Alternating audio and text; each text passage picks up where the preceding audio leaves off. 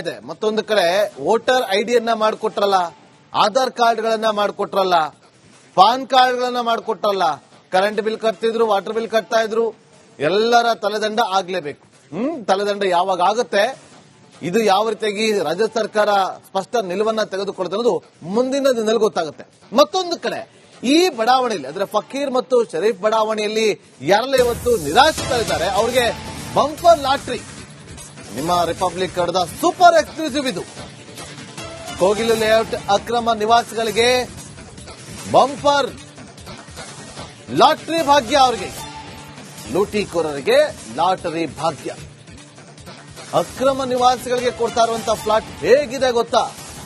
Republic Kannada ಅಲ್ಲಿಗೆ ಹೋಗಿ ground report ಅನ್ನು ಮಾಡಿದೆ. ಇದು ರಿಪಬ್ಲಿಕ್ ಕನ್ನಡದ ಸೂಪರ್ ಎಕ್ಸ್ಕ್ಲೂಸಿವ್.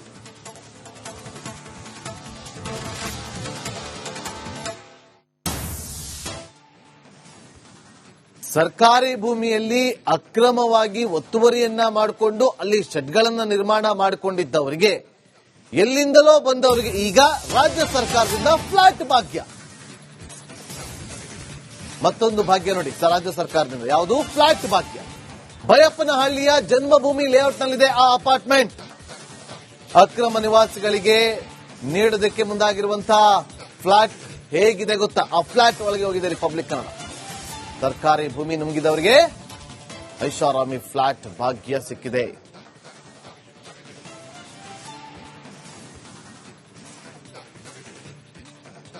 ನಗರದ ಬೆಂಗಳೂರಿನ ಕೋಗಿಲು ಪ್ರದೇಶದಲ್ಲಿ ಅತಿಕ್ರಮಣ ಪ್ರವೇಶ ಮಾಡಿ ಮನೆಯನ್ನ ಕಟ್ಟಿಕೊಂಡಿದ್ದಂತ ಸುಮಾರು 400 ಕುಟುಂಬಗಳನ್ನ ಈ ಸದ್ಯದ ಮಟ್ಟಿಗೆ ಸರ್ಕಾರ ತೆರವು ಮಾಡಿ ರಾಜೀವ್ ಗಾಂಧಿ ವಸತಿ ಯೋಜನೆಯಡಿ ಅವರಿಗೆ ಪುನರ್ವಸತಿಯನ್ನು ಕಲ್ಪಿಸುತ್ತೇವೆ ಅಂತ ಭರವಸೆಯನ್ನು ಕೊಟ್ಟಿದೆ. ರಿಪಬ್ಲಿಕ್ ಕನ್ನಡ ಪುನರ್ವಸತಿ ಕಲ್ಪಿಸುವ ಸ್ಥಳದಲ್ಲಿ ಈಗ ಇರುವಂತದ್ದು ರಾಜೀವ್ ಗಾಂಧಿ ವಸತಿ ಯೋಜನೆಯಡಿ ಇರುವಂತ ಕೋಗಿಲು ಗ್ರಾಮದಿಂದ ಸುಮಾರು 7 ಕಿಲೋಮೀಟರ್ ಹತ್ತಿರದಲ್ಲೇ ಇರುವಂತಹ ಬೈಯಪ್ಪನಹಳ್ಳಿ ಸ್ಥಳದಲ್ಲಿ ನಾವಿದ್ದೇವೆ. ಇಲ್ಲಿ ಇರುವಂತಹ ಚಿತ್ರಣ ಏನು?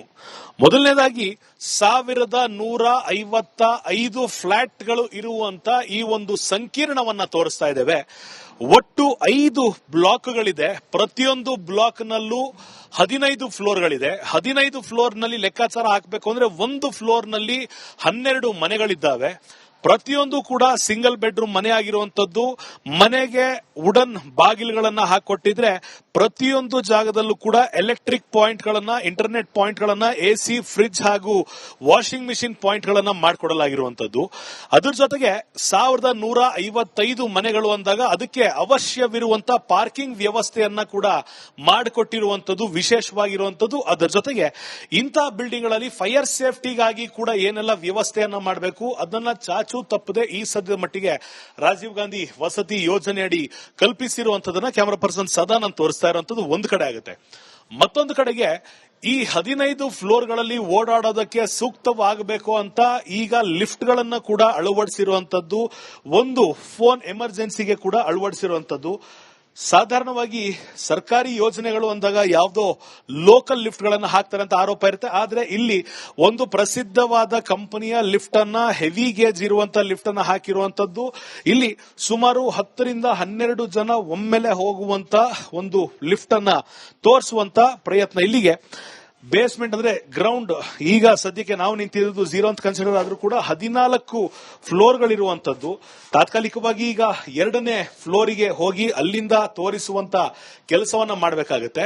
ಇಲ್ಲಿ ಟಾಕ್ ಬ್ಯಾಕ್ ಕೂಡ ಅವಕಾಶವನ್ನ ಸದ್ಯದ ಮಟ್ಟಿಗೆ ಮಾಡಿಕೊಡಲಾಗಿರುವಂತದ್ದು. ಒಂದು ವೇಳೆ ಪವರ್ ಏನಾದರೂ ಬ್ರೇಕ್ ಡೌನ್ ಆದಂತ ಸಂದರ್ಭದಲ್ಲಿ ಸಮಸ್ಯೆ ಆಗಬಾರದು ಅನ್ನೋ ನಿಟ್ಟಿನಲ್ಲಿ ಲಿಫ್ಟಿನಲ್ಲಿ ಅದು ವ್ಯವಸ್ಥೆ ಮಾಡಲಾಗಿದೆ.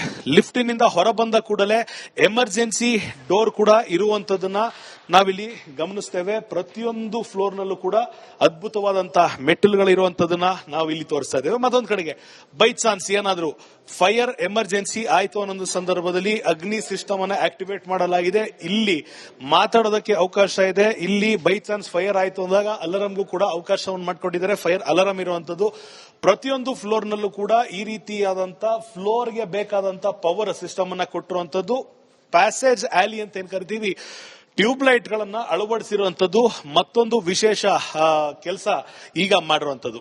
ಮತ್ತೊಂದು ಕಡೆ ಯಾವುದೇ ಒಂದು ಸಂಕೀರ್ಣಕ್ಕೆ ಬಂದಂತ ಸಂದರ್ಭದಲ್ಲಿ ವಾಣಿಜ್ಯ ಮಳಿಗೆಗಳು ಬೇಕಾಗುತ್ತೆ. ಅಂದ್ರೆ ಸಣ್ಣ ಪುಟ್ಟ ದಿನಸಿ ಐಟಮ್ ಆಗಿರ್ಬೋದು, ತರಕಾರಿ ಐಟಮ್ ಆಗಿರ್ಬೋದು, ಇದಕ್ಕೆ ಈ ಒಂದು ಬ್ಲಾಕ್ ನಿಂದ ಹೊರ ಹೋಗೋ ಬದಲು ಲಿಫ್ಟಿನಿಂದ ಈ ಭಾಗದಲ್ಲಿ ತೋರಿಸ್ತೇವೆ. ಪ್ರತಿಯೊಂದು ಬ್ಲಾಕ್ ನ ಗ್ರೌಂಡ್ ಫ್ಲೋರ್ ನಲ್ಲಿ ವಾಣಿಜ್ಯ ಮಳಿಗೆಯನ್ನ ಈ ಒಂದು ಯೋಜನೆ ಅಡಿ ಕಲ್ಪಿಸಲಾಗಿರುವಂತದ್ದು ಮತ್ತೊಂದು ವಿಶೇಷ ಸೌಲಭ್ಯ ಆಗಿರುವಂತದ್ದು. ಕೋಗಿಲುನಲ್ಲಿ ಅತಿಕ್ರಮಣ ಪ್ರವೇಶ ಮಾಡದಂತ ಸುಮಾರು 400 ಕುಟುಂಬಗಳಿಗೆ ಮನೆಯನ್ನ ಕೊಡ್ತೇವೆ ಅಂದಾಗ 10 ರಿಂದ 12 ಅಥವಾ 13 ಲಕ್ಷ ಇರುವಂತಹ ಇಂತಹ ಮನೆಗಳನ್ನ ಉಚಿತವಾಗಿ ಕೊಡ್ತಿದ್ರು ಕೂಡ ಸುಮಾರು ಸಬ್ಸಿಡಿಯನ್ನ ಹಾಕಿ 2 ರಿಂದ 3 ಲಕ್ಷ ಕೊಡ್ತೀವಿ ಅಂದಾಗ ಎಷ್ಟರ ಮಟ್ಟಿಗೆ ನ್ಯಾಯ ಅನ್ನೋ ಒಂದು ವಿಪಕ್ಷಗಳು ಪ್ರಶ್ನೆಯನ್ನ ಎತ್ತಿರುವಂತದ್ದು, ಸಾರ್ವಜನಿಕರು ಕೂಡ ಪ್ರಶ್ನೆಯನ್ನ ಎತ್ತಿರುವಂತದ್ದು. ಇದಕ್ಕೆ ಖಂಡಿತವಾಗಿಯೂ ಸರ್ಕಾರ ಉತ್ತರ ನೀಡಬೇಕಾಗತ್ತೆ ಅನ್ನೋದು ಪ್ರತಿಯೊಬ್ಬ ನಾಗರಿಕನ ಪ್ರಶ್ನೆ ಆಗಿರುವಂತದ್ದು. ಕ್ಯಾಮರಾ ಪರ್ಸನ್ ಸದಾನಂದ್ ಬಿರಾದಾರ್ ಜೊತೆ ಅಭಿಷೇಕ್ ಬಿವಿ, ರಿಪಬ್ಲಿಕ್. ಮತ್ತೊಂದು ಕಡೆ ವೋಟರ್ ಐಡಿಯನ್ನ ಮಾಡಿಕೊಟ್ರಲ್ಲ, ಆಧಾರ್ ಕಾರ್ಡ್ಗಳನ್ನ ಮಾಡಿಕೊಟ್ರಲ್ಲ, ಪಾನ್ ಕಾರ್ಡ್ಗಳನ್ನ ಮಾಡಿಕೊಟ್ರಲ್ಲ, ಕರೆಂಟ್ ಬಿಲ್ ಕಟ್ತಿದ್ರು, ವಾಟರ್ ಬಿಲ್ ಕಟ್ತಾ ಇದ್ರು, ಎಲ್ಲರ ತಲೆದಂಡ ಆಗ್ಲೇಬೇಕು. ತಲೆದಂಡ ಯಾವಾಗ ಆಗುತ್ತೆ, ಇದು ಯಾವ ರೀತಿಯಾಗಿ ರಾಜ್ಯ ಸರ್ಕಾರ ಸ್ಪಷ್ಟ ನಿಲುವನ್ನ ತೆಗೆದುಕೊಳ್ತಾ ಅನ್ನೋದು ಮುಂದಿನ ದಿನದಲ್ಲಿ ಗೊತ್ತಾಗುತ್ತೆ. ಮತ್ತೊಂದು ಕಡೆ ಈ ಬಡಾವಣೆಯಲ್ಲಿ ಅಂದ್ರೆ ಫಕೀರ್ ಮತ್ತು ಶರೀಫ್ ಬಡಾವಣೆಯಲ್ಲಿ ಯಾರೆಲ್ಲ ಇವತ್ತು ನಿರಾಶ್ರಿತರಿದ್ದಾರೆ ಅವರಿಗೆ ಬಂಪರ್ ಲಾಟ್ರಿ. ನಿಮ್ಮ ರಿಪಬ್ಲಿಕ್ ಕನ್ನಡದ ಸೂಪರ್ ಎಕ್ಸ್ಕ್ಲೂಸಿವ್ ಇದು. ಕೋಗಿಲು ಲೇಔಟ್ ಅಕ್ರಮ ನಿವಾಸಿಗಳಿಗೆ ಬಂಪರ್ ಲಾಟರಿ ಭಾಗ್ಯ, ಅವರಿಗೆ ಲೂಟಿಕೋರರಿಗೆ ಲಾಟರಿ ಭಾಗ್ಯ. ಅಕ್ರಮ ನಿವಾಸಿಗಳಿಗೆ ಕೊಡ್ತಾ ಇರುವಂತಹ ಫ್ಲಾಟ್ ಹೇಗಿದೆ ಗೊತ್ತಾ? ರಿಪಬ್ಲಿಕ್ ಕನ್ನಡ ಅಲ್ಲಿಗೆ ಹೋಗಿ ಗ್ರೌಂಡ್ ರಿಪೋರ್ಟ್ ಅನ್ನು ಮಾಡಿದೆ. ಇದು ರಿಪಬ್ಲಿಕ್ ಕನ್ನಡದ ಸೂಪರ್ ಎಕ್ಸ್ಕ್ಲೂಸಿವ್.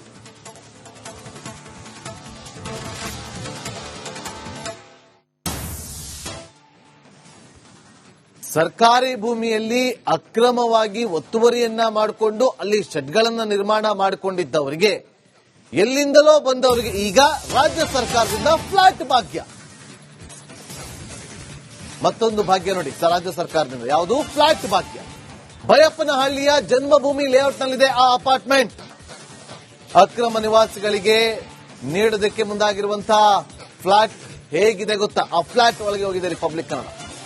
ಸರ್ಕಾರಿ ಭೂಮಿ ನುಂಗಿದವರಿಗೆ ಐಷಾರಾಮಿ ಫ್ಲಾಟ್ ಭಾಗ್ಯ ಸಿಕ್ಕಿದೆ.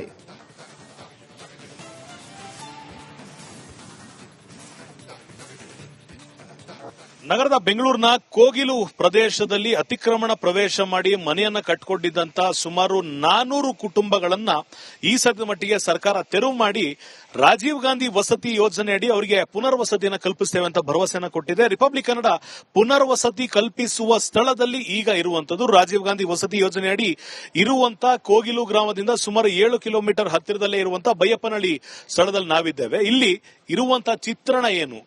ಮೊದಲನೇದಾಗಿ 1155 ಫ್ಲಾಟ್ಗಳು ಇರುವಂತ ಈ ಒಂದು ಸಂಕೀರ್ಣವನ್ನ ತೋರಿಸ್ತಾ ಇದ್ದೇವೆ. ಒಟ್ಟು 5 ಬ್ಲಾಕ್ಗಳಿದೆ. ಪ್ರತಿಯೊಂದು ಬ್ಲಾಕ್ ನಲ್ಲೂ 15 ಫ್ಲೋರ್ಗಳಿದೆ. 15 ಫ್ಲೋರ್ ನಲ್ಲಿ ಲೆಕ್ಕಾಚಾರ ಹಾಕಬೇಕು ಅಂದ್ರೆ ಒಂದು ಫ್ಲೋರ್ ನಲ್ಲಿ 12 ಮನೆಗಳಿದ್ದಾವೆ. ಪ್ರತಿಯೊಂದು ಕೂಡ ಸಿಂಗಲ್ ಬೆಡ್ರೂಮ್ ಮನೆ ಆಗಿರುವಂತದ್ದು.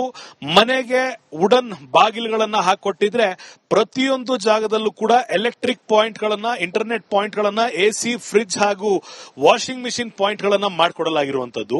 ಅದ್ರ ಜೊತೆಗೆ 1155 ಮನೆಗಳು ಅಂದಾಗ ಅದಕ್ಕೆ ಅವಶ್ಯವಿರುವಂತಹ ಪಾರ್ಕಿಂಗ್ ವ್ಯವಸ್ಥೆಯನ್ನ ಕೂಡ ಮಾಡಿಕೊಟ್ಟಿರುವಂತದ್ದು ವಿಶೇಷವಾಗಿರುವಂತದ್ದು. ಅದರ ಜೊತೆಗೆ ಇಂತಹ ಬಿಲ್ಡಿಂಗ್ ಗಳಲ್ಲಿ ಫೈರ್ ಸೇಫ್ಟಿಗಾಗಿ ಕೂಡ ಏನೆಲ್ಲ ವ್ಯವಸ್ಥೆಯನ್ನ ಮಾಡಬೇಕು ಅದನ್ನ ಚಾಚು ತಪ್ಪದೆ ಈ ಸದ್ಯದ ಮಟ್ಟಿಗೆ ರಾಜೀವ್ ಗಾಂಧಿ ವಸತಿ ಯೋಜನೆ ಅಡಿ ಕಲ್ಪಿಸಿರುವಂತದನ್ನ ಕ್ಯಾಮರಾ ಪರ್ಸನ್ ಸದಾನಂದ್ ತೋರಿಸ್ತಾ ಇರುವಂತದ್ದು ಒಂದು ಕಡೆ ಆಗುತ್ತೆ.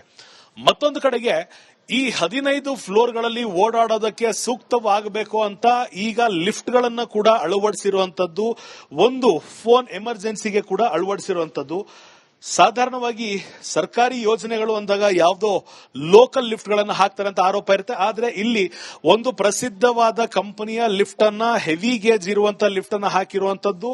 ಇಲ್ಲಿ ಸುಮಾರು 10 ರಿಂದ 12 ಜನ ಒಮ್ಮೆಲೆ ಹೋಗುವಂತ ಒಂದು ಲಿಫ್ಟ್ ಅನ್ನ ತೋರಿಸುವಂತ ಪ್ರಯತ್ನ. ಇಲ್ಲಿಗೆ ಬೇಸ್ಮೆಂಟ್ ಅಂದ್ರೆ ಗ್ರೌಂಡ್, ಈಗ ಸದ್ಯಕ್ಕೆ ನಾವು ನಿಂತಿರೋದು 0 ಅಂತ ಕನ್ಸಿಡರ್ ಆದ್ರೂ ಕೂಡ 14 ಫ್ಲೋರ್ಗಳಿರುವಂತದ್ದು. ತಾತ್ಕಾಲಿಕವಾಗಿ ಈಗ 2ನೇ ಫ್ಲೋರಿಗೆ ಹೋಗಿ ಅಲ್ಲಿಂದ ತೋರಿಸುವಂತ ಕೆಲಸವನ್ನ ಮಾಡಬೇಕಾಗುತ್ತೆ.